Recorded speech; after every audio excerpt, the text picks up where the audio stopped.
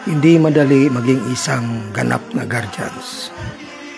Marami ang nagsasabi, madaling pumasok maging isang guardians at madali ring lumabas bilang isang guardians.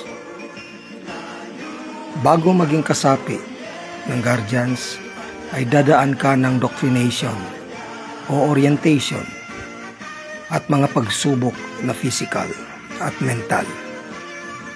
Hindi kinakailangan maging professional sa edukasyong paaralan, kundi maging professional sa pag-iisip, pagkatao, pagsasalita, pag-uunawa, pagrespeto sa nakakataas at nakakababa na handang tumulong sa komunidad at kapatiran.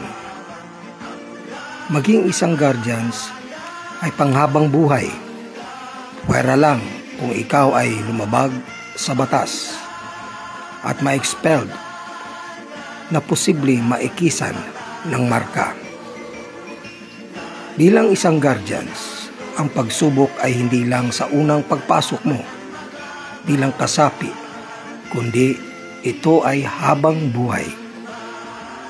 Mga pagsubok na kailangan mong daanan bago ka umangat bilang opisyales o mabigyang karangalan hanggang maabot mo ang pinakataas na ranking o titulo. Marami ang hindi nagtagumpay sa mga pagsubok kaya sila ay naging inactive. Ngunit hindi mawawala ang kasaysayan ng guardians. Katapatan sa obligasyon at walang iwanan sa mga kilusang pagtulong at serbisyo sa Diyos, pamilya, tao, kapatiran at bansa ay ang dugong guardians na dumadaloy sa ating mga ugat.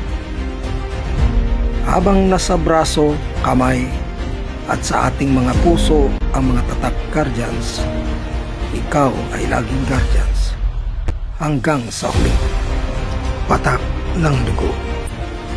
Mabuhay ang guardians. Mabuhay ang Reformed Philippine Guardians Brotherhood Incorporated.